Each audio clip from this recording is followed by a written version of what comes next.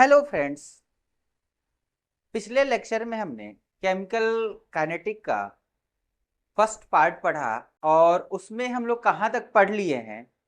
First order का half life तक हमने कवर कर लिया है। दोनों को हमने क्या कर दिया है, रिलेट करवा दिया है। और आप क्या कर सकते हो, उस पर क्वेश्चन कर सकते हो। आपका परसेंटेज कंप्लीशन पे भी मैंने बता दिया है कि कितना परसेंट अगर रिएक्शन कंप्लीट हो रहा है तो उसका टी कितना परसेंट है, उसका के कितना आएगा या टी हाफ कितना आएगा। कुछ हमने रिलेशन भी टी और टी हाफ में हमने लिख दिया था, जैसे T75, T87.5, फिर T99.9। इस पे हमने जो रिलेशन लिखा था उसको याद रखिएगा, डायरेक्ट क्वेश्चन आपको मिल जाएंगे उस पे। आज हम क्या करेंगे, आगे बढ़ेंगे। और आगे हम क्या आज पढ़ने वाले हैं, आज हम सीखने वाले हैं कोलिजन थियरी। ये कोलिजन थियरी क्या होता है, तो आइए हम बताते हैं इसको और आगे बढ़ते हैं। जैसे जब हम मोलिक्यूलरिटी पढ़ा रहे थे आपको, जब हम आपको मोलिक्यूलरिटी पीछे बता रहे थे, तो हमने कहा था कि कुछ कोलिजन के बारे में वहां पे बताया था। पहले ही हमने ये कहा था कि किसी भी रिएक्शन को होने के लिए रिएक्टेंट के मोलिक्यूल आपस में क्या होने चाहिए, एक प्रॉपर ओरिएंटेशन में, क्या होने चाहिए, कोलाइड होनी चाहिए, जिससे वो क्या हो प्रोडक्ट में कन्वर्ट हो। मैंने कहा था ना, मोलिक्यूलरिटी अगर 3 से ज्यादा होती है तो प्रोडक्ट कम हो जाता है। ये चीजें याद रखिएगा। क्यों? क्योंकि उनका कोलिजन इफेक्टिव नहीं हो पाता है, वो बढ़िया से यानी अच्छे से एक दूसरे से कोलाइड नहीं कर पाते हैं, झगड़ा नहीं कर पाते हैं। ठीक है, तो बात समझ गए होंगे। तो आइए आगे बढ़ते हैं। आज का जो हमारा क्लास है, आज का जो क्लास है वो किस पे है और कौन सा टॉपिक है, तो कोलिजन थियरी है। देखिए, हम केवल सीबीएसई को ही कवर कर रहे हैं, ठीक है, एनसीईआरटी। अब अगर हम कहें इसमें क्या कहता है कोलिजन थियरी, तो ये कह रहा है it is based on KTG. अब ये केटीजी कौन सा है, केटीएम बाइक नहीं है, ये केटीजी है, याद रखना। केटीजी क्या कह रहा है, kinetic theory of gas. Kinetic theory of gas कहाँ आपको मिलता था पहले, वो मिलता था क्लास 11th के स्टेट ऑफ मैटर में, जो कि अब हटा दिया गया है। खैर कोई बात नहीं। काइनेटिक थियरी ऑफ गैस से कोलिजन थियरी को लिया गया है, उसमें गैस के मॉलिक्यूल किस तरह एक दूसरे से कोलाइड करते हैं, उन्हीं से ये लिया गया। चलिए आगे चलते हैं। कोलिजन थियरी क्या एज्यूम करता है, क्या मानता है मॉलिक्यूल के बारे में, क्या नजरिया रखता है। जैसे आप लोग भी किसी के प्रति नजरिया रखते हैं कि वो इस नेचर का है, वो इस नेचर का है, वो ऐसा है। तो हम यहाँ पे ये बताना चाह रहे हैं कि जो कोलिजन थियरी है वो क्या एज्यूम करता है, किसके बारे में, मॉलिक्यूल के बारे में। तो कहता है कि मॉलिक्यूल जो है हार्ड है, मॉलिक्यूल क्या है, हार्ड है, रिजिड स्फीयर। क्या है, हार्ड रिजिड स्फीयर है। याद रखिएगा कैसा माना गया है कोलिजन थियरी में, हार्ड रिजिड स्फीयर माना गया है मॉलिक्यूल को। वेरी गुड, आगे चलते हैं। अब कह रहा है, ये यहां से देखिए, यहां से हम एक रिएक्शन लिए हैं, उसमें बाई मोलिक्यूल है। देखिए, एक मोलिक्यूल ए है और एक मोलिक्यूल बी है। और ये रिएक्शन कैसा है, एलिमेंट्री रिएक्शन है। एलिमेंट्री रिएक्शन का मतलब आपको समझ में आ गया होगा, ऐसा रिएक्शन जो क्या हो, एक स्टेप में कंप्लीट हो। ऐसा रिएक्शन जो एक स्टेप में कंप्लीट हो उसे हम क्या कहते हैं, एलिमेंट्री रिएक्शन कहते हैं। और उनके आगे वाला जो स्टाइक्योमेट्रिक कोफिशिएंट होते हैं वही क्या होते हैं, पावर में आ जाते हैं। एलिमेंट्री के लिए बात हुई। चलिए, अब इस एलिमेंट्री रिएक्शन को लेने के बाद हम इसमें क्या करेंगे, हम इसको लेने के बाद क्या करेंगे इसमें, तो आइए देखते हैं। करा अकॉर्डिंग टू कोलिजन थियरी, देखा ध्यान से देखिएगा, करा according to collision theory, in order to form product their reactant molecule must collide each other। ये स्टेटमेंट बड़ा ही उम्दा है, ध्यान दीजिएगा। करा according to collision theory, in order to form product, यानी एक कोलिजन थियरी में करा है प्रोडक्ट को बनाने के लिए रिएक्टेंट के मोलिक्यूल क्या है, एकदम मस्ट लगाया है, ये जान लो, एकदम मस्ट लगाया है। मोलिक्यूल आपस में क्या होने चाहिए, कोलाइड होने चाहिए। क्या होने चाहिए, कोलाइड होने चाहिए। ध्यान से देखिएगा, कह रहा है according to collision theory molecule of reactant collide each other, must collide each other. अगर वो कोलाइड नहीं होंगे तो प्रोडक्ट नहीं बनाएंगे अकॉर्डिंग टू कोलिजन थियरी। तो कोलिजन थियरी में अगर देखा जाए तो रिएक्टेंट में जो मोलिक्यूल आएंगे वो आपस में किसी भी हाल में एक दूसरे से कोलाइड करने चाहिए, जिससे उनके बीच का बॉन्ड का क्या होगा, ब्रेकअप होगा, फिर नया बॉन्ड फॉर्मेशन होगा, जिससे वो प्रोडक्ट में कन्वर्ट होंगे। दूसरे पॉइंट पे कह रहा है नॉट ऑल कोलिजन रिजल्ट, जो कोलिजन के बाद रिजल्ट आता है इन प्रोडक्ट फॉर्मेशन, सारे मोलिक्यूल प्रोडक्ट फॉर्म नहीं करते। ध्यान दीजिएगा, मैंने कहा इस कंटेनर में आपने क्या कर दिया है, इसमें इसमें मोलिक्यूल ले लिया है हमने। देखिए यहाँ पे दो कलर से दिख रहा है, दोनों डिफरेंट डिफरेंट कलर हैं, आपको दिख रहे होंगे।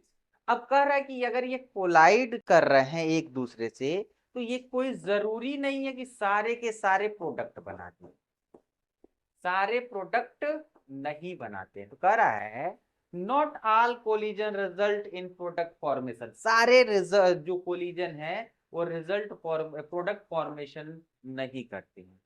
ठीक है, अब आगे कह रहा है, कह रहा only a few collisions result in product formation. कुछ ही कोलिजन होते हैं, कुछ ही कोलिजन होते हैं जो प्रोडक्ट फॉर्मेशन करते हैं। जैसे कहने का मतलब, अगर आप मान लो कि कोई रेस हो रहा है, तो रेस में तो दौड़ने के लिए तो बहुत लोग दौड़ रहे हैं, लेकिन सब लोग नहीं पहुंच पाते हैं अपने फाइनल रिजल्ट पे। कुछ लोग थक जाते हैं, जिनके पास एनर्जी ज्यादा होता है वही पहुंचते हैं। तो वही चीज यहाँ पे भी है, आप इसको समझो कि आप जब मोलिक्यूल को लेते हो रिएक्शन करवाने के लिए, तो ए के हैं और बी के, तो सारे ए और बी मिलके प्रोडक्ट नहीं बनाएंगे, सारे नहीं बनाएंगे, कुछ ही बनाएंगे जो प्रॉपर तरीके से ए और बी से टकराएंगे और ए और बी से रिएक्शन करेंगे, और कुछ एनर्जी बैरियर होता है उसको फुलफिल करेंगे, तब वो प्रोडक्ट में पहुंचेंगे। हाँ, जो प्रोडक्ट में पहुंचेंगे, जो प्रोडक्ट में पहुंचेंगे उनका कोलिजन क्या होगा, इफेक्टिव कोलिजन जाना जाएगा, प्रभावशाली कोलिजन जाना जाएगा। कैसा जाना जाएगा, इफेक्टिव कोलिजन जाना जाएगा। बच्चों ध्यान देना, मैं क्या कह रहा हूं, कह रहा है सारे कोलिजन रिजल्ट नहीं बनाते। कोलिजन किसका, मोलिक्यूल से, ए का बी से, सारे ए और बी प्रोडक्ट नहीं बनाएंगे, कुछ ही ए और बी बनाएंगे जो प्रॉपर तरीके से एक दूसरे से कोलाइड करेंगे। जो प्रोडक्ट बना देंगे उनका कोलिजन कैसा था, उनका कोलिजन इफेक्टिव था, उन्हें बोला जाएगा इफेक्टिव कोलिजन। ध्यान दीजिएगा, उन्हें बोला जाएगा इफेक्टिव कोलिजन। चलिए आगे बढ़ते हैं। अगला क्या कर रहा है, फॉर अ कोलिजन, किसी भी कोलिजन होने के लिए क्या होना जरूरी है, effective to barriers have to cross. किसी भी कोलिजन होने के लिए या प्रोडक्ट में कन्वर्ट होने के लिए उन्हें दो बैरियर को क्रॉस करना होगा, दो बैरियर को क्रॉस करना होगा। बात को समझिएगा, जैसे मान लीजिए ये है और ये बी है, अगर ये कोलाइड कर रहे हैं और इन्हें प्रोडक्ट बनाना है तो इन्हें दो बैरियर पार करना होगा। कौन कौन सा बैरियर पार करना होगा, एक तो एनर्जी बैरियर और दूसरा क्या है, ओरिएंटेशन बैरियर। तो अब हम बात करेंगे एनर्जी बैरियर के बारे में, फिर बात करेंगे ओरिएंटेशन के बारे में, फिर कुछ factor affecting rate of reaction देखेंगे, और ये चैप्टर क्या हो जाएगा, खत्म हो जाएगा आर्हेनियस का इक्वेशन। तो आप इसे एक बार स्क्रीनशॉट ले लो, फिर मैं आगे बढ़ता हूं। चलिए आगे बढ़ते हैं। तो अब जो बात करने जा रहे हैं वो किसके बारे में बात करने जा रहे हैं? एनर्जी बैरियर के बारे में। देखो दो बैरियर है, एक एनर्जी बैरियर है, दूसरा ओरिएंटेशन बैरियर है। तो अब जो हम लेने वाले हैं वो पहले लेंगे एनर्जी बैरियर। पहले क्या लेंगे? Energy barrier. तो आइए एनर्जी बैरियर लेते हैं। तो मैं क्या करता हूं, यहाँ पे लिख देता हूं एनर्जी बैरियर।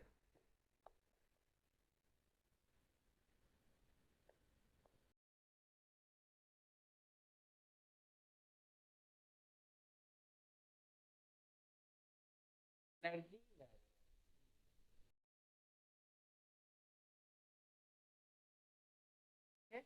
जब हम बात करेंगे एनर्जी बैरियर की, जब हम बात करेंगे एनर्जी बैरियर की, तो हम क्या बताने वाले हैं? इंथैल्पी ऑफ रिएक्शन के बारे में। इंथैल्पी किसके बारे में बताने वाले हैं? Enthalpy of reaction.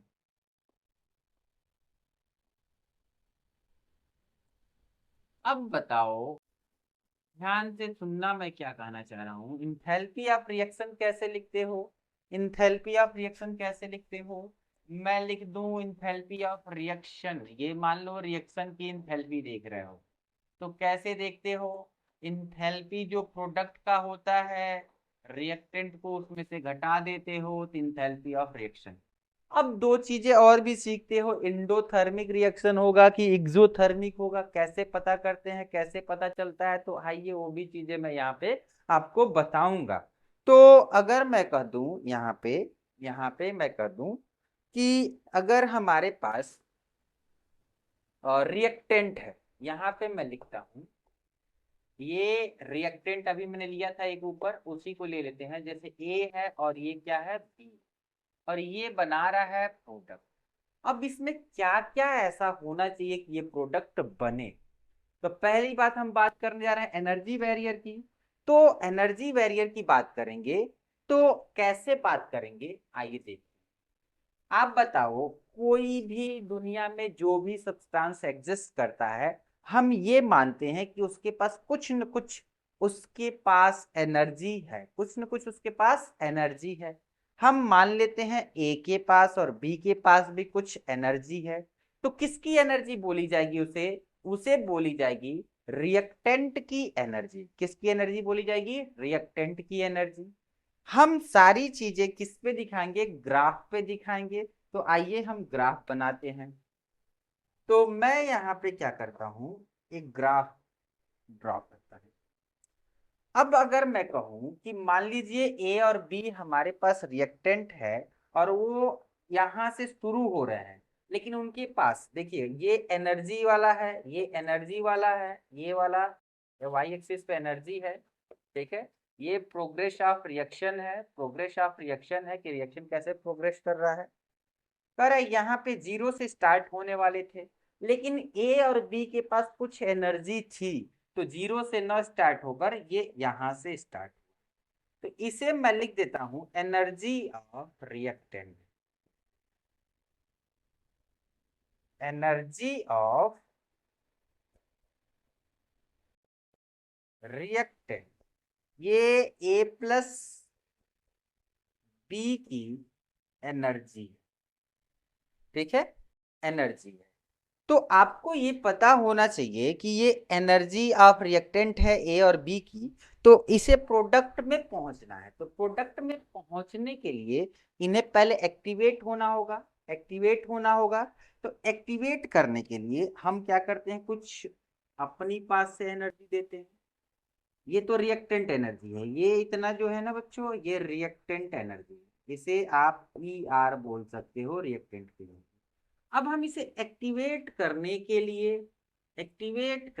लिए हमने कुछ एनर्जी दिया, हमने कुछ एनर्जी दिया, और इस एनर्जी को हम क्या बोल देते हैं? इस एनर्जी को हम बोल देते हैं एक्टिवेशन एनर्जी। इसे बोल देते हैं ई ए, और ई ए आके कैलकुलेट भी करना होता है। इसे बोलते हैं एक्टिवेशन एनर्जी।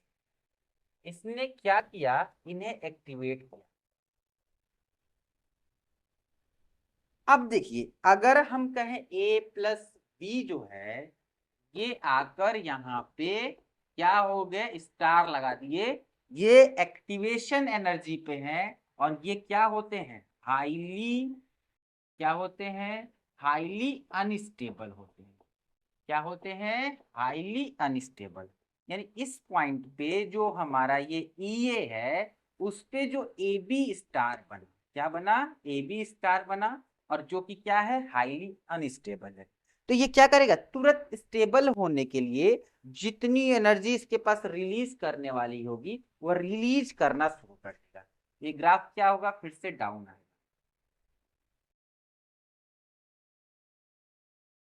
अगर ग्राफ जब डाउन आ रहा है तो ध्यान से देखिएगा, यानी इसे बोला जाएगा एनर्जी ऑफ प्रोडक्ट, इसे बोला जाएगा एनर्जी ऑफ प्रोडक्ट। तो इस केस में आपको देखने को मिलेगा, ये जो आपको दिख रहा है, इसे आप बोलेंगे ई, यानी एक्टिवेशन एनर्जी है। और आप इसे देखेंगे, ये प्रोडक्ट है, ये प्रोडक्ट की एनर्जी है, अभी मैं इसके बारे में भी बताऊंगा। अब कह रहा है जो ई आर है और ईपी में देखिए, किसकी एनर्जी ज्यादा है, किसकी एनर्जी कम है। तो ई आर की एनर्जी क्या है, देखो ई आर की एनर्जी क्या है, आपको डेल्टा एच दिख जाएगा, इसका डेल्टा एच दिख जाएगा। तो डेल्टा एच कैसे निकालते हैं, देखो तो इंथैल्पी, आप इंथैल्पी में ना लिखकर यहाँ पे ई लगा लो ना, एनर्जी के रिस्पेक्ट में लिख लो, ईपी लिख लो, ई आर लिख लो।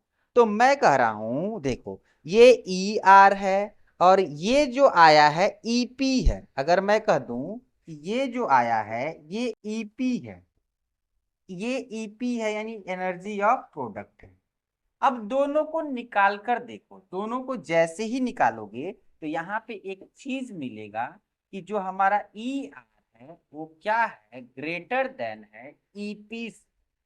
इसका मतलब समझिए, अगर ई आर की एनर्जी ज्यादा है ईपी से, तो रिएक्शन हमारा क्या होगा, वो रिएक्शन होगा एक्सोथर्मिक। अब देखो मैं इसमें क्या इंट्रोड्यूस कर दिया, ये रिएक्शन कैसा होगा, एक्सोथर्मिक होगा। एक्सोथर्मिक होगा, ये याद रखिएगा, कब, जब एनर्जी किसकी ज्यादा हो, आर की, यानी रिएक्टेंट की एनर्जी ज्यादा हो, तो हम उसे क्या कहते हैं कि वो एक्सोथर्मिक है, क्योंकि उसकी एनर्जी ऑफ प्रोडक्ट क्या है, कम है, इसीलिए ये एक्सोथर्मिक है। अब ध्यान से देखना, ये एक्टिवेशन एनर्जी जो आपने दिया था, वो ये तो आपका एक्टिवेशन एनर्जी है, और ये रिएक्टेंट की एनर्जी है। इन सबको बोला जाता है, ध्यान से देखिएगा, इन सबको बोला जाता है थ्रेशोल्ड एनर्जी। इसको प्लस इसको जब जोड़ेंगे तो उसे हम बोलते हैं थ्रेशोल्ड एनर्जी, यानी क्या बोलते हैं उसको, थ्रेशोल्ड एनर्जी बोलते हैं। तो मैं यहाँ पे लिखता हूँ, ये जो एक्टिवेशन एनर्जी और इन दोनों का जो सम होता है, इन्हें बोला जाता है थ्रेशोल्ड एनर्जी, इन्हें बोला जाएगा थ्रेशोल्ड एनर्जी। ध्यान दीजिएगा, इन्हें बोला जाएगा थ्रेशोल्ड एनर्जी। आप समझ गए होंगे। तो किसी भी ए और बी को ये तो पार करना होगा, ये जब एनर्जी बैरियर पार करेंगे तभी प्रोडक्ट में जाएंगे। ए और बी अगर आते हैं और ये क्या करते हैं, यहाँ पे आते हैं एक्टिवेशन एनर्जी पाने के बाद, और इस बैरियर को पार करते हैं, तो वो किस में बदलेंगे, किस में बदलेंगे, प्रोडक्ट में बदलेंगे, प्रोडक्ट में बदलेंगे। अगर हम कहें कि यहाँ पे डेल्टा एच रिएक्शन का कैसा आएगा, तो आपका कैसा आएगा, तो आपका पता होगा वह जीरो से कम आएगा। और जीरो से कम आने का मतलब क्या हो जाएगा, रिएक्शन हमारा हो जाएगा एक्सोथर्मिक हो जाएगा। रिएक्शन कैसा हो जाएगा, एक्सोथर्मिक हो जाएगा। अब हम क्या करेंगे, आगे चलेंगे, आगे चलेंगे, ये हमारा थ्रेशोल्ड, ये एक्टिवेशन, ये हमारा जो ये इससे नीचे आ रहा है, तो हमारा क्या हो जाएगा, एक्सोथर्मिक। अब अगली बात करें, तो अगली हम बात करने जा रहे हैं, अगला जो हमारा होगा वो किसके बारे में होगा, हमारा एंडोथर्मिक के बारे में होगा। तो एक और हम यहाँ पे ग्राफ ले लेते हैं।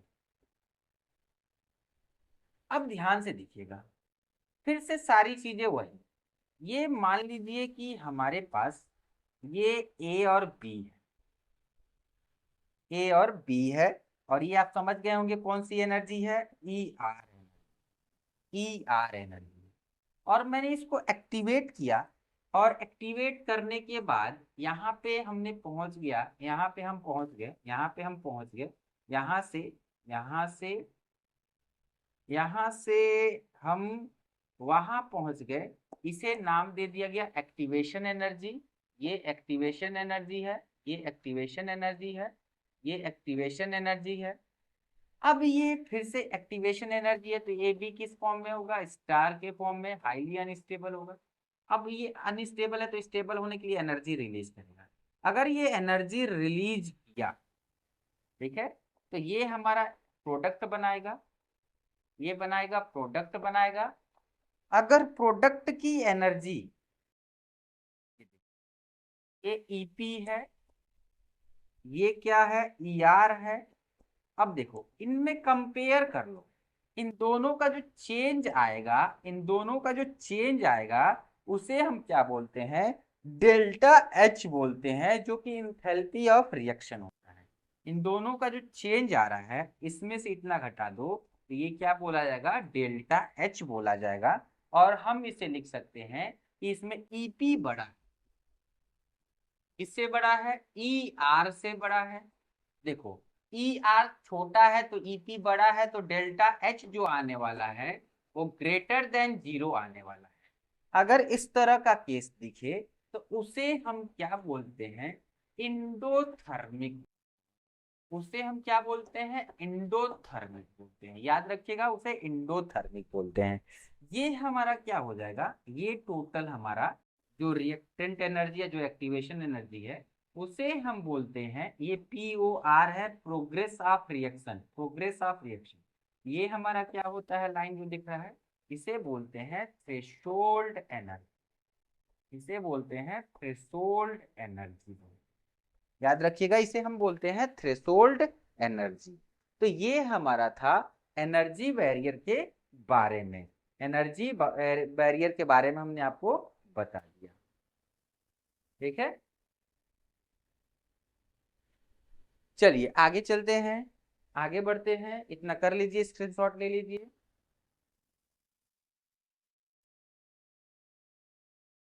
इसको हटाते हैं। अब आगे बढ़ते हैं, अगला केस लेते हैं हम।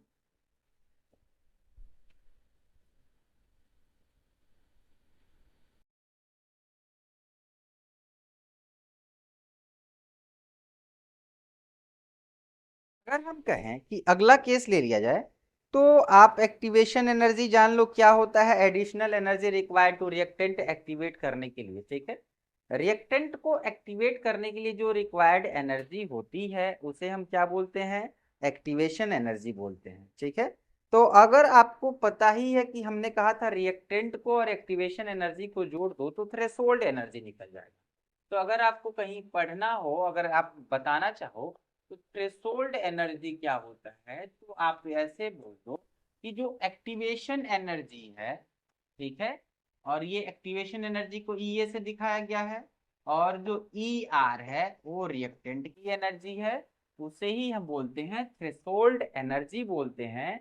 आगे देखते हैं, आगे देखते हैं, अगला हमारा क्या है, आगे उसी के पीछे, उसी के आगे देखे हमारे पास कुछ पॉइंट है। चलिए आगे देखते हैं, उसी के आगे हमारा पॉइंट है, कह रहा है for a molecule to show effective collision.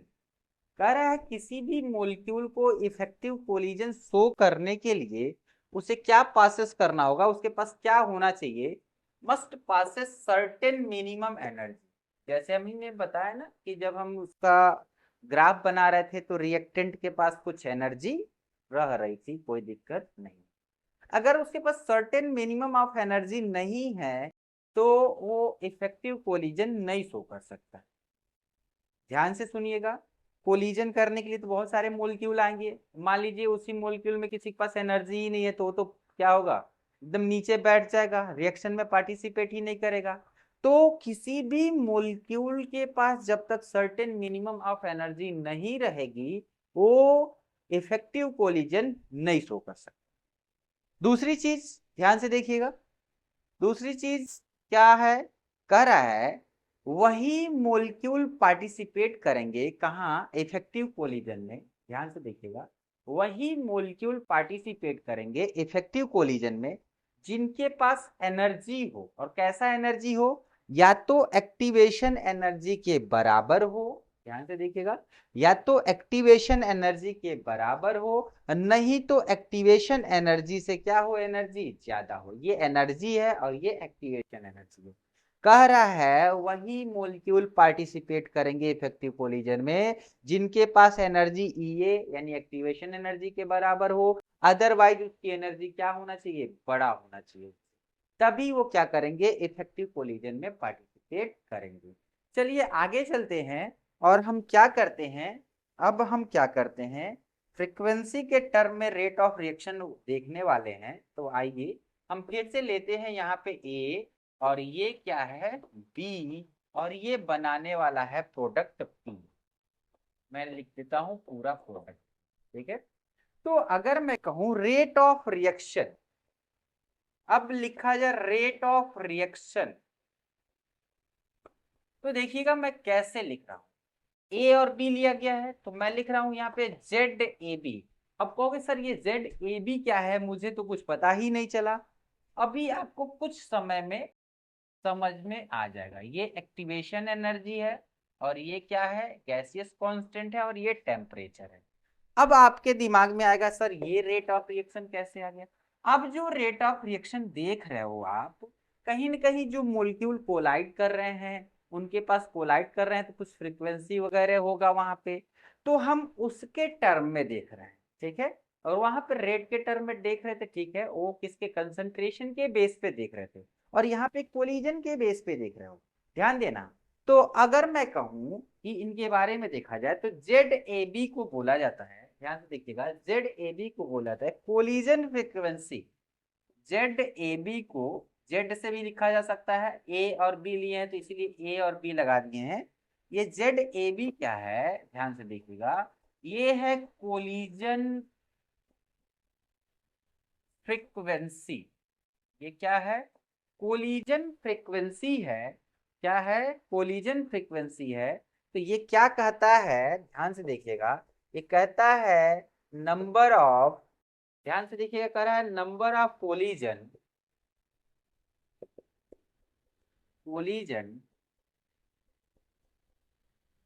Number of collision taking, taking न लिखकर टेक प्लेस लिख देते हैं और बेहतर हो जाएगा। टेक प्लेस,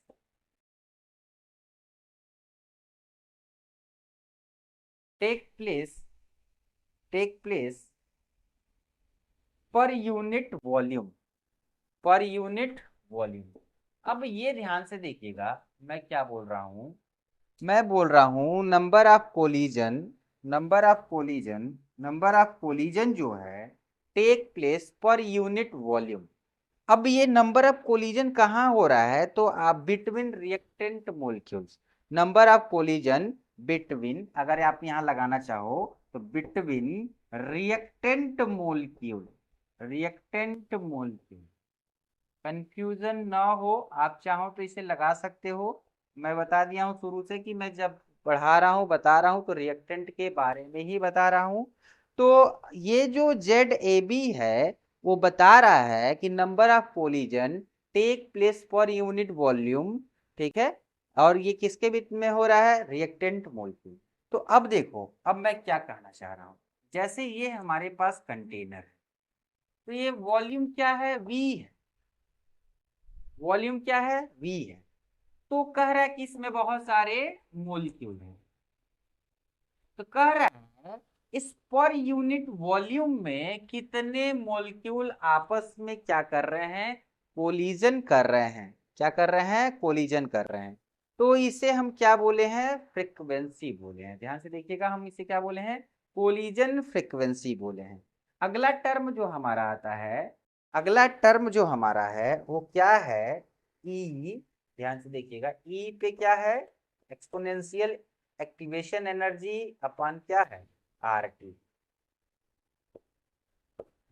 अब देखो अगर मैं इनके बारे में बात करूं, जब हम इनके बारे में बात करेंगे तो ये क्या है, फ्रैक्शन ऑफ मोलिक्यूल है, ध्यान से देखिएगा, fraction of molecule with energy. ध्यान से देखिएगा, अगर मैं इसमें लिख दूं फ्रैक्शन फ्रैक्शन ऑफ मोलिक्यूल, अभी आपको समझ में आ जाएगा, fraction of molecule molecule with energy. अब ये फ्रैक्शन ऑफ मोलिक्यूल क्या है, ध्यान से देखिएगा, मैं क्या कहना चाह रहा हूं, आप बताओ। जब ये कोलाइड कर रहे हैं मोलिक्यूल पर यूनिट वॉल्यूम में, ये मोलिक्यूल जब कोलाइड कर रहे हैं, क्या सारे मोलिक्यूल प्रोडक्ट में जाएंगे? नहीं जाएंगे। कौन जाएंगे? फ्रैक्शन ऑफ मोलिक्यूल जाएगा।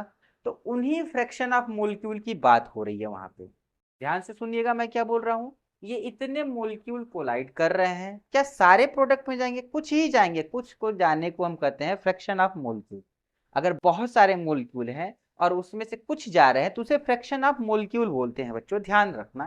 ठीक है, अगर ये फ्रैक्शन ऑफ मोलिक्यूल वर्ड ना समझ में आए तो इसमें से कुछ ही मोलिक्यूल जाएंगे, तो कौन जाएंगे? तो कह रहा है fraction of molecule with energy, जो उनकी एनर्जी होगी एक्टिवेशन एनर्जी के बराबर होगी, और नहीं तो उनकी एनर्जी क्या होगी? बड़ी होगी। तभी क्या होंगे? वो प्रोडक्ट में कन्वर्ट होंगे, तभी वो प्रोडक्ट में कन्वर्ट कर होंगे। या तो ये कह सकते हैं सो इफेक्टिव कोलिजन, ये कह सकते हैं सो इफेक्टिव कोलिजन। तभी वो क्या करेंगे? Effective collision. यानी कहीं न कहीं ये जो टर्म है इफेक्टिव कोलिजन के बारे में बता रहा है, याद रखिए। तो ये हमारे पास हो गया इनके बारे में। Z A B collision frequency, ये क्या है टर्म? ये बता रहा है फ्रैक्शन ऑफ मोलिक्यूल जो क्या होंगे, एनर्जी बैरियर को पार करके प्रोडक्ट में जाने वाले हैं, उनकी एनर्जी एक्टिवेशन एनर्जी से क्या होना चाहिए? बड़ा होना चाहिए, नहीं तो उनके बराबर होना चाहिए। इतना कर लीजिए, फिर मैं आगे चलता हूँ ओरिएंटेशन बैरियर पे।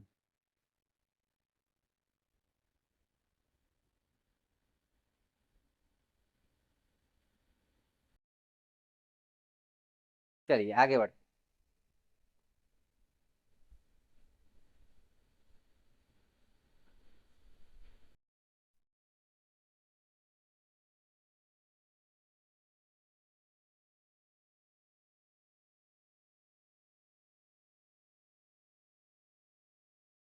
अब अगर हम आगे चलें तो अगला हमारा जो आता है ओरिएंटेशन बैरियर की बात करते हैं। चलिए हम बात करते हैं ओरिएंटेशन।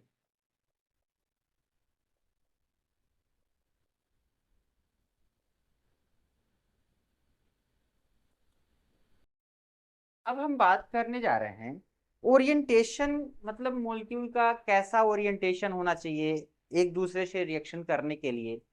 तो अगर मैं कहूं कि एक रिएक्शन लेके आपको समझाऊं सबसे बेहतर रहेगा, तो हमारे पास ब्रोमोमीथेन, ये हमारे पास H B R H H, और हमने क्या किया है, इधर रिएक्शन करवा दिया ओ एच माइनस।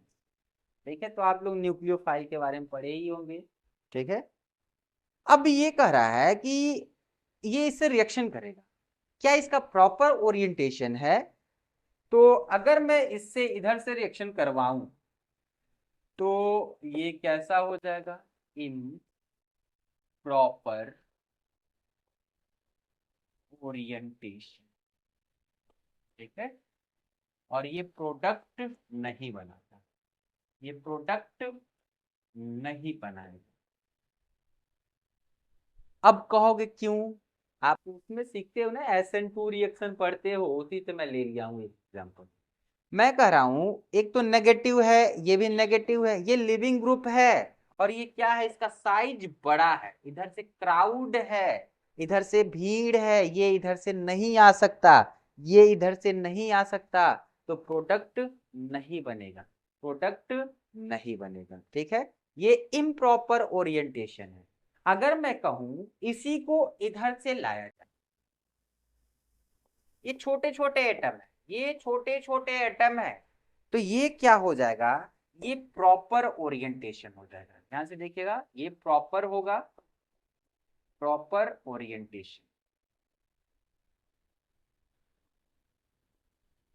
और प्रॉपर ओरिएंटेशन क्या बनाएगा, प्रोडक्ट बनाएगा। और क्या प्रोडक्ट बनाएगा, तो आपको पता है पीछे से अटैक कर रहा है, तो क्या हो जाएगा, OH, वो प्रोडक्ट नहीं बनाएगा। तो मोलिक्यूल का प्रॉपर ओरिएंटेशन होना जरूरी है, क्या बनने के लिए, प्रोडक्ट होने के लिए। और एक चीज और बोल सकते हैं, ये क्या है, ये not effective collision, not effective collision, ये इफेक्टिव कोलिजन नहीं है, इफेक्टिव कोलिजन नहीं है। ये इफेक्टिव कोलिजन है क्योंकि पीछे सारा, आगे से आएगा, ये बड़ा सा ग्रुप है, इनको दूर से ही जाना पड़ेगा। और ये क्या है, इफेक्टिव कोलिजन, इफेक्टिव कोलिजन।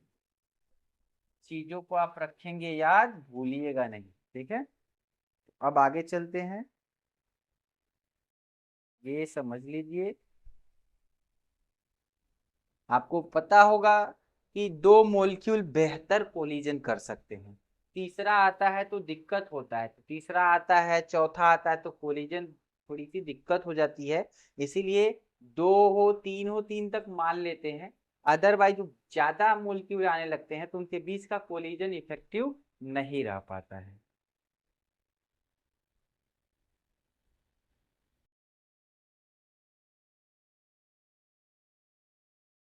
चलिए आगे बढ़ते हैं। जो अभी हमने एक रेट लिखा था, ठीक है, रेट लिखा था ना, पिछला रेट हमने अभी लिखा था रेट।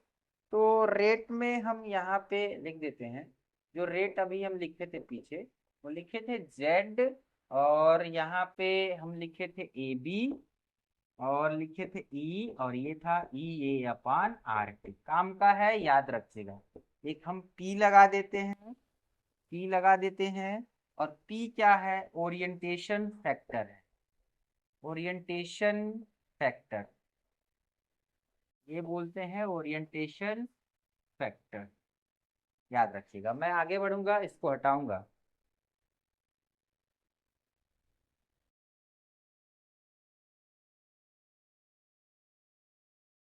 चलिए हटाते हैं इसको। अब ये खत्म होने वाला है, बहुत ज्यादा नहीं है।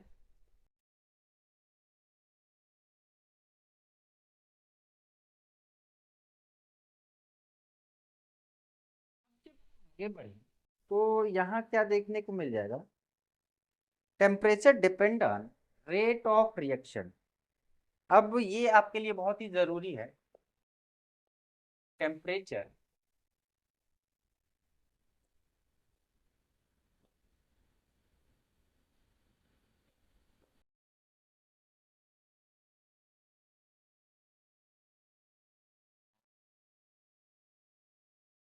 रेट ऑफ रिएक्शन पे डिपेंड करता है, ठीक है। तो मैं यहाँ पे आपको एक चीज और पढ़ाने वाला हूँ, मैं लिख देता हूँ यहाँ पे, आर्हेनियस इक्वेशन।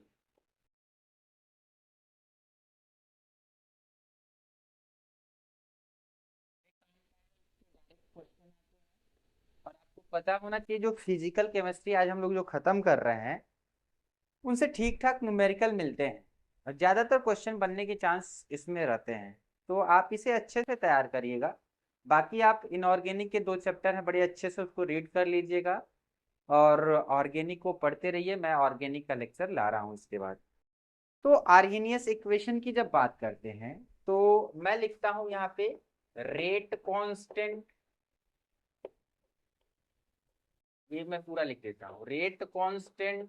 और रेट कांस्टेंट को आप किससे दिखाते थे, के से दिखाते, के से दिखाते थे। और मैं लिखता हूँ ए, और ये लिख देता हूँ -EA/RT। ये EA/RT क्या है, फ्रैक्शन ऑफ मोलिक्यूल जो इफेक्टिव कोलिजन शो करेंगे। और ये ए क्या है, तो आप उसे आर्हेनियस पैरामीटर बोलो, चाहे प्री एक्सपोनेंशियल फैक्टर बोलो, तो आइए देखते हैं, ठीक है, या उसे पी बोलो। अभी ए की जगह पे आप क्या बोल सकते हो, जेड जो था ना, फ्रीक्वेंसी बोल सकते हो, पी था ना, पी को क्या बोले थे अभी, ओरिएंटेशन फैक्टर बोल सकते हो, इसे आर्हेनियस कांस्टेंट बोल सकते हो। इसके पहले जो जो लगाए थे ना, वो सबको बोल लो, ठीक है, कोई दिक्कत नहीं है। तो अगर मैं कहूं कि यहाँ पे देखा जाए, तो रेट कांस्टेंट ए हमारा क्या है, ए क्या है, ए हमारा आर्हेनियस पैरामीटर है, ठीक है, और करके और लिख देते हैं, आर्हेनियस पैरामीटर हो गया, और प्री एक्सपोनेंशियल फैक्टर हो जाएगा, pre exponential factor,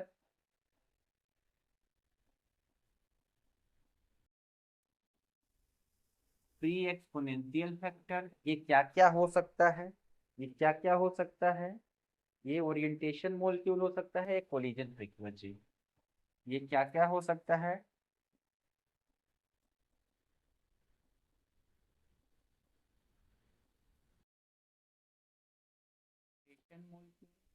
orientation of molecule पहला हो सकता है। दूसरा क्या हो सकता है, हमारा फ्रीक्वेंसी, या कोलिजन फ्रीक्वेंसी था ना, कोलिजन फ्रीक्वेंसी लिखते, कोलिजन फ्रीक्वेंसी, ये इसमें इंक्लूड होगा, ठीक है। बाकी आपके पास ईए क्या है, आपको वो लिख लेना होगा।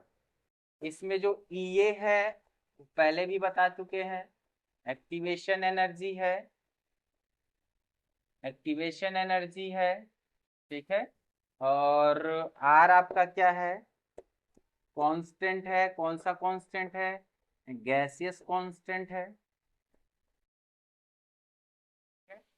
टी आपका क्या है, टेम्परेचर है, टेम्परेचर है, टेम्परेचर है, ठीक है। आगे चलते हैं, टेम्परेचर की बात कर ले थोड़ा सा। दो टेम्परेचर आप देख लो, कभी आपको किस में दे देगा, जूल पर केल्विन पर मोल में आ जाएगा। गैस के, गैस कांस्टेंट की बात करते हैं, गैस टेम्परेचर तो कुछ भी दे सकता है, ये या तो आपका आ जाएगा कैलोरी में, किलो कैलोरी में, या कैलोरी पर केल्विन पर मोल में आ सकता है, और नहीं तो किस में आ सकता है, जूल पर केल्विन पर मोल में। किस में आ सकता है, जूल पर केल्विन पर मोल में जब आएगा तो इसका वैल्यू आप क्या रखेंगे, 8.314, और ये जूल पर केल्विन पर मोल। और अगर यहाँ पे 4.2 रख दो तो कैलोरी पर केल्विन पर मोल, ठीक है। तो ये चीजें याद रखिएगा, ये सॉरी 4.2 नहीं है, 2 है, ठीक है। 2 क्या हो जाएगा, कैलोरी पर केल्विन पर मोल हो जाएगा, याद रखिएगा, कैलोरी पर केल्विन पर मोल। अब हम क्या करें, अब हम इन्हीं का क्या करेंगे, एनालिसिस करेंगे, और उसके बाद कुछ इफेक्ट पढ़ेंगे, फैक्टर पढ़ेंगे जो रेट पे जो इफेक्ट डालते हैं, उसके बाद ये क्या हो जाएगा, खत्म हो जाएगा। तो आगे चलते हैं और एनालिसिस करते हैं। इसको हम क्या करते हैं, इक्वेशन को लिखते हैं पहले, यहाँ पे हम इक्वेशन को लिखते हैं। तो ये हो जाएगा के, और ये हो जाएगा ई, ए ई, और ये हो जाएगा minus E A R T. आप क्या करो, दोनों साइड लॉग ले लो, दोनों साइड लॉग ले लो। तो मैं क्या कर रहा हूं, यहाँ पे लगा ले रहा हूं एल एन, और जैसे एल एन लगाएंगे तो ये इनटू में आएगा तो प्लस में आ जाएगा, तो ये बन जाएगा एल एन ए, और ये बन जाएगा क्या हमारा, प्लस में एल एन, और ई पे पावर क्या हो जाएगा, ई ए, और ये क्या आ जाएगा अपान में आर टी जाएगा। तो बताओ एल एन ई पे पावर में ई आर टी आता है, तो आपको पता है कि ये सीधे हमारा क्या हो जाएगा, ये आगे आ जाएगा, और जैसे ही आएगा, आगे आएगा तो ये वाला तो खत्म हो जाएगा। तो हम लिखेंगे इसको एल एन के, और ये हो जाएगा एल एन ए, और ये आगे आएगा तो माइनस ई ए, ये हो गया, और ये क्या हो गया आर, और ये हमने थोड़ा सा साइड में करके लिख दिया 1/T। ये दोनों वैल्यू तो आपके कांस्टेंट रहेंगे, दोनों वैल्यू कांस्टेंट रहेंगे, टेम्परेचर के साथ क्या होगा, वेरी करेगा, टेम्परेचर के साथ क्या होगा, वेरी करेगा। तो ये हमारा मिलता है, ये एक नॉर्मल। अगर मान लीजिए कि एक रिएक्शन दिया है, एक और रिएक्शन दिया है, दोनों रिएक्शन को क्या करने के लिए कर रहा है, कंपेयर करने के लिए कर रहा है। अब कहोगे सर ये एक रिएक्शन दो रिएक्शन को कैसे कंपेयर करेंगे, कोई रिएक्शन दिया है, कोई रिएक्शन हो रहा है, और वो मान लो 5 डिग्री सेल्सियस या 10 डिग्री सेल्सियस पे हो रहा है। अब कह रहा है कि उसका क्या करें, हम 10 डिग्री सेल्सियस और बढ़ा दें। तो 10 डिग्री सेल्सियस पहले क्या था, 10 डिग्री सेल्सियस बढ़ाने के बाद क्या था, अगर इस तरह के आते हैं केस, तो आपको एक और फॉर्मूला मैं बता रहा हूं, उसी से आपको लगाना होगा, उसी से लगाना होगा। जैसे ही किसी रिएक्शन का जब आप टेम्परेचर बढ़ाते हो तो उसका रेट ऑफ रिएक्शन भी बढ़ जाता है।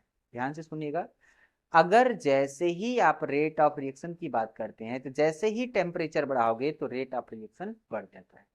अगर आप क्या करते हो 10 डिग्री सेल्सियस बढ़ाते हो तो रिएक्शन 2 टाइम्स हो सकता है पहले वाले की रेट से, या 3 टाइम्स हो सकता है, मल्टीपल हो सकता है उसके। तो अगर हम क्या करें, इसको हटाएं, इसको हटाएं। हाँ, एक चीज और, एल को आप कन्वर्ट करना चाहो तो बड़े आराम से कन्वर्ट कर सकते हो। मैं इसको हटाऊंगा, आप एक बार लिख लो इसे, लिख लो। चलिए हटाते हैं।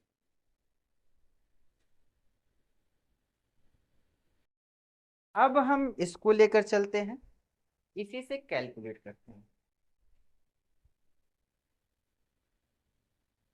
जो हमारा ये आया है, इसी से सारी कहानी को बना लेते हैं। अब कह रहा है एल एन को हम लॉग में कन्वर्ट कर ले तो L N equal to 2.303 log base.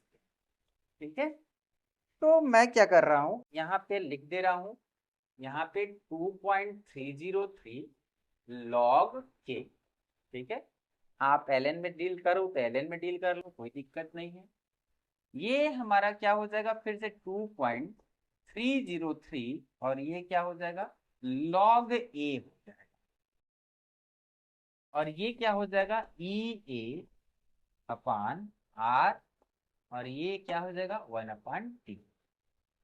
तो मैं कह रहा हूं कि आप सब में डिवाइड कर दो, किससे, 2.303 से, तो क्या मिल जाएगा, लॉग के, और ये मिल जाएगा लॉग ए, और ये मिल जाएगा ई ए, और ये मिल जाएगा 2.303 आर, और ये मिल जाएगा 1/T।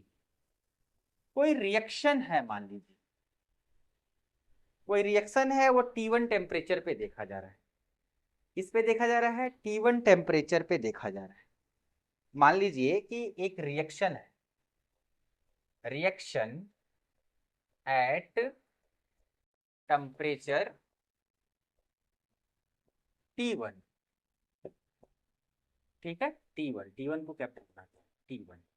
देन आपका कांस्टेंट भी अलग होगा, T1 भी अलग होगा, क्योंकि ये कांस्टेंट भी तो बदलेगा, T1 बदलेगा, तो ध्यान से देखिए। तो मैं इसके लिए लिख रहा हूं लॉग K1, और ये हमारा हो जाएगा, ये तो कांस्टेंट है किसी के लिए भी, लॉग ए, और ये हो जाएगा एक्टिवेशन एनर्जी, तो आपको पता ही है कि एक ही फिक्स एनर्जी है कि इसी पे ये एक्टिवेट होगा। तो 2.303, और आर हो गया, आर भी कांस्टेंट है, और टेम्परेचर को क्या लिख दिया जाए, तो यहाँ लिख दिया जाए T1। क्या लिख दिया जाए, T1 लिख दिया जाए। तो अब हम क्या करते हैं, इसको बना लेते हैं equation number first. Equation number first अब कह रहा है रिएक्शन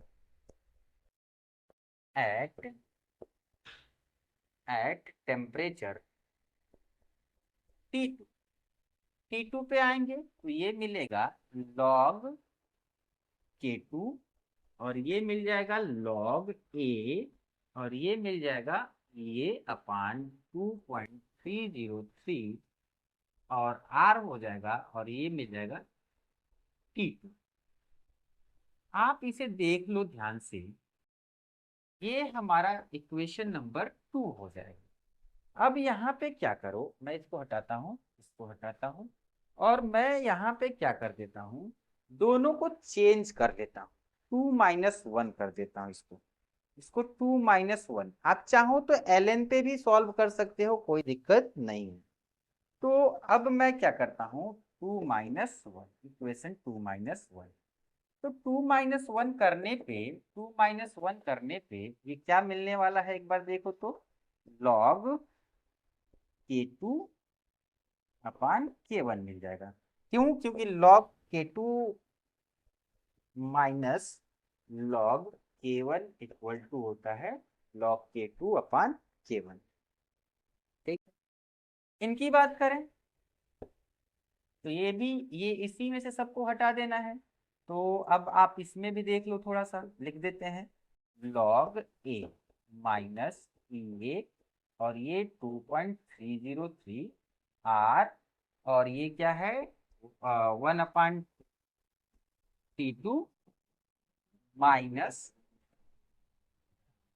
क्या हो जाएगा log a माइनस ई ए अपान क्या हो जाएगा 2.303 आर, और ये हमारा क्या हो जाएगा 1/T। अब देखो, अब इनको तोड़कर देखो तो ये देखो, ये माइनस और ये सामने प्लस खत्म हो जाएगा, ये माइनस में है और ये प्लस में है। ठीक है, तो आप उसको जैसे मन करे वैसे लिख लो, कोई दिक्कत नहीं है। तो मैं लिख दे रहा हूँ यहाँ पे क्या आने वाला है कि ये, और ये आ गया 2.303, ध्यान से देखिएगा 2.303 आर, और ये आ गया 1/T2, ये आ गया 1/T2, और ये हो गया माइनस माइनस प्लस ये, और 2.303 आर, और ये क्या हो गया 1/T1। अब कई लोग के दिमाग में आ रहा है ये दोनों तो काट सकते हैं ना, तो नहीं, काट नहीं सकते, काट नहीं सकते। क्या रीजन है? रीजन ये है इसके सामने प्लस है और इसके सामने माइनस है, वो रीजन नहीं है, ये रीजन है। एक जगह फैक्टर हमारा क्या है T1 है, और एक जगह फैक्टर हमारा क्या है T2 है। तो आप इसको पहले और इसको बाद में कर लो, और मैं ऊपर चलता हूं। तो ये हमारा जो आने वाला है अगला, वो क्या आने वाला है log K2/K1।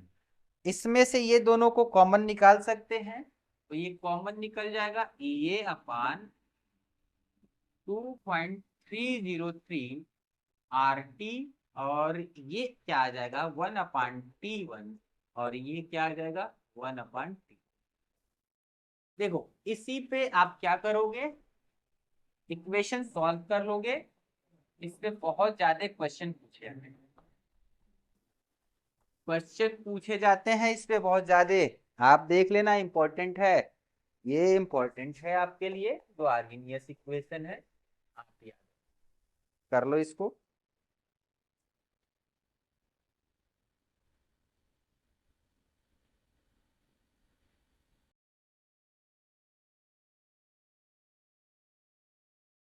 आगे चलते हैं, अगला अगला लेते हैं, इसको हटाते हैं। देख लो, आप अच्छे समझ लेना एक बार। अगला हमारा जो आने वाला है क्या है, आइए दिखाते हैं।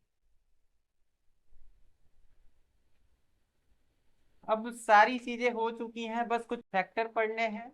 2 से 4 मिनट 5 मिनट और कहानी खत्म हो जाएगा। टेम्परेचर कोफिशिएंट की बात करते हैं।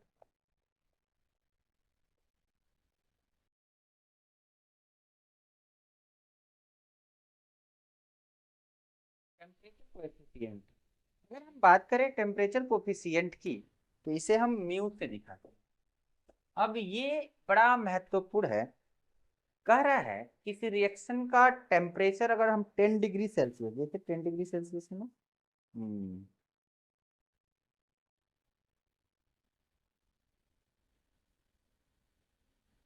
हाँ, ठीक है। अगर किसी रिएक्शन की बात करें, अगर हम उसमें क्या करें 10 डिग्री या 10 यूनिट से, या तो केल्विन में या तो डिग्री सेल्सियस में हम बढ़ा देते हैं किसी रिएक्शन का टेम्परेचर, 10 यूनिट से हम बढ़ा देते हैं, तो उनका जो रेट ऑफ रिएक्शन है वो क्या हो जाता है, या तो 2 टाइम्स या 3 टाइम्स हो जाता है। बात नहीं समझे, समझिए। किसी भी रिएक्शन का टेम्परेचर अगर 10 डिग्री बढ़ा दिया जाए, 10 यूनिट बढ़ा दिया जाए, चाहे 10 केल्विन चाहे 10 डिग्री सेल्सियस, तो उस रिएक्शन का रेट क्या हो जाएगा, पहले वाले रेट से 2 गुना हो जाएगा, 2 गुना हो जाएगा। ठीक है, ठीक है, ध्यान से देखिएगा, ये याद रखिएगा। जो हमारा टेम्परेचर 10 डिग्री बढ़ाने पे रेट ऑफ रिएक्शन क्या हो जाएगा, 2 टाइम्स हो जाएगा। ठीक है, मैं यहाँ पे लिख दे रहा हूँ छोटा सा। ये एक्सपेरिमेंटल डेटा है, एक्सपेरिमेंटली।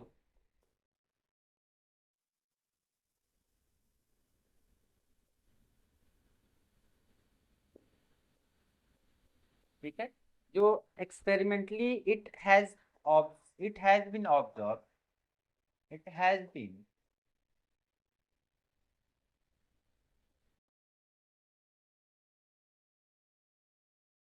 when 10 डिग्री या 10 यूनिट 10 डिग्री सेल्सियस और केल्विन लिख लो, कोई दिक्कत नहीं। It has been observe when 10 degree Celsius temperature increase of any reaction, then rate of reaction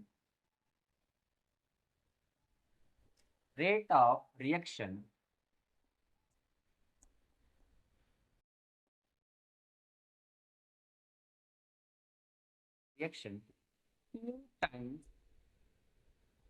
or three times increase from initial। कह रहा है पहले वाले से उनका रेट 2 गुना या 3 गुना बढ़ जाता है जब हम उसमें 10 डिग्री सेल्सियस क्या करते हैं, टेम्परेचर इंक्रीज करते हैं। ये इंक्रीज का साइन है बच्चों, ये इंक्रीज का साइन है, ये भी इंक्रीज का साइन है। तो देख लो ये एक हमारा टेम्परेचर कोफिशिएंट है। आपको ये डायरेक्टली आपको याद रखना है, किसी भी रिएक्शन का 10 डिग्री सेल्सियस अगर बढ़ाते हैं तो वो 2 गुना या 3 गुना क्या हो जाएगा, उसका रेट बढ़ जाएगा।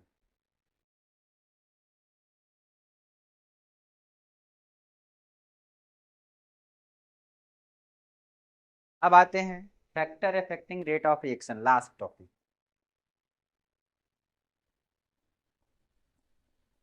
Factor affecting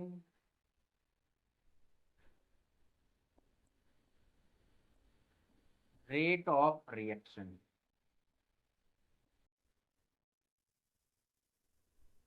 factor affecting rate of reaction की जब बात करते हैं तो देखो रिएक्शन का सारा रेट डिपेंड करता है कंसंट्रेशन पे।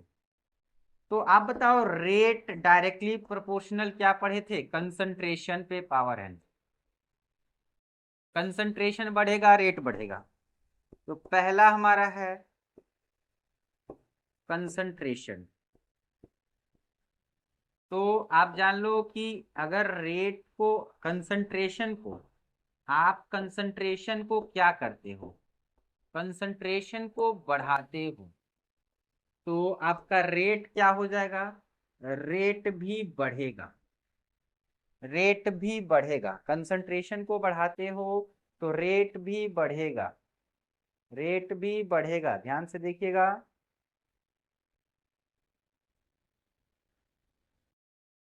हो गया,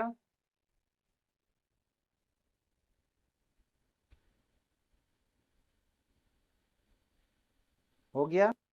हाँ एक चीज और, जीरो ऑर्डर पे कंसंट्रेशन का कोई इफेक्ट नहीं पड़ता, ये याद रखिएगा, except zero order reaction.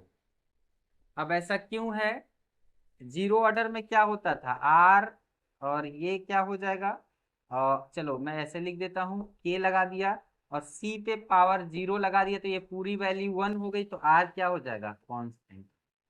Zero order के लिए रेट कांस्टेंट होता है, चाहे आप कंसंट्रेशन कितना भी बढ़ा लो कोई फर्क नहीं पड़ने वाला है। अब देखो फिजिकल स्टेट की मैं बात कर लूं, दूसरा ये पहला था, दूसरा मैं फिजिकल स्टेट की मैं बात कर लूं।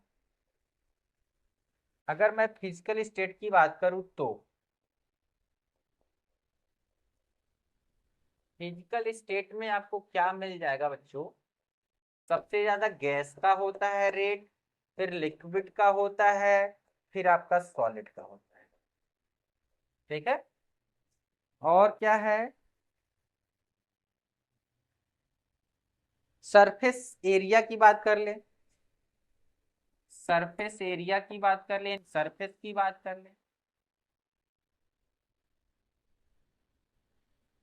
सरफेस एरिया, और सरफेस एरिया की बात करें तो सरफेस एरिया जब बढ़ाओगे तो रेट ऑफ रिएक्शन भी बढ़ेगा, तो कोलिजन होने का खूब मौका मिलेगा। सरफेस एरिया जो होता है इंक्रीजेस तो रेट भी क्या हो जाएगा, इंक्रीजेस। और कुछ बच रहा है क्या? टेम्परेचर आपको बता ही दिया गया है।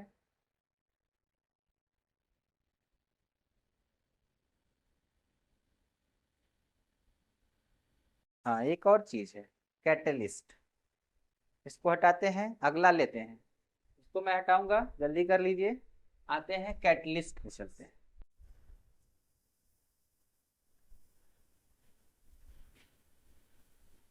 कैटलिस्ट दो तरह के होते हैं, ठीक है। कैटलिस्ट की बात करते हैं।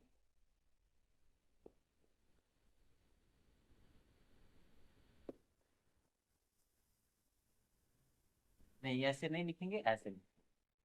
अगर हम बात करें कैटलिस्ट, तो एक होता है जो रेट ऑफ रिएक्शन बहुत बढ़ा देता है, और एक होता है जो रेट ऑफ रिएक्शन घटा देता है, ठीक है।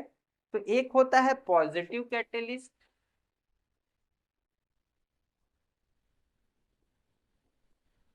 और एक होता है नेगेटिव कैटलिस्ट। ये क्या करता है, रेट जो है ना रिएक्शन का, इंक्रीज करता है, और ये क्या करता है, रेट डिक्रीज करता है। कहोगे सर रेट डिक्रीज करता है, हम यूज क्यों करते हैं?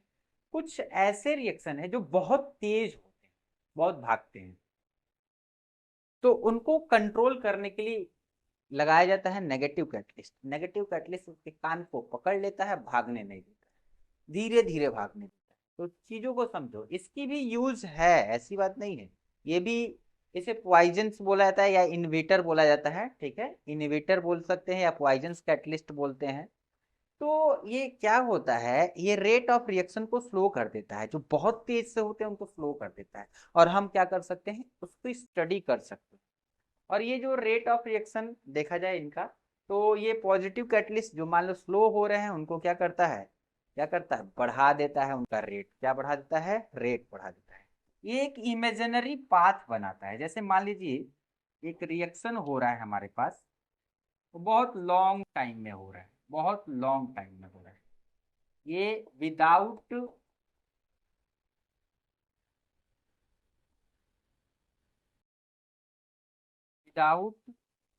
पॉजिटिव कैटलिस्ट, ये विदाउट पॉजिटिव कैटलिस्ट है। अब ये क्या है, ये देखिएगा, ये क्या है, with catalyst, with positive catalyst. मैं क्या कहना चाह रहा हूँ, देखो, एक इमेजिनरी पाथ, ये देखो इतना लॉन्ग टाइम ले रहा था तब प्रोडक्ट में बन रहा था, और ये जैसे कैटलिस्ट यूज करोगे तुरंत बन जाए, ठीक है। और उसमें क्या होगा, अगर ये बहुत जल्दी हो रहा है तो उसको खूब ऊपर ले जाएगा, खूब आराम से जाने देगा। तो आपका ये केमिकल काइनेटिक जो चैप्टर है ये खत्म हो चुका है, ठीक है। इसमें हमने सारी चीजें बता दी है, आप इसे अच्छे से रीड करना और एग्जाम देना, ठीक है। क्वेश्चन लगा लीजिएगा इस पे।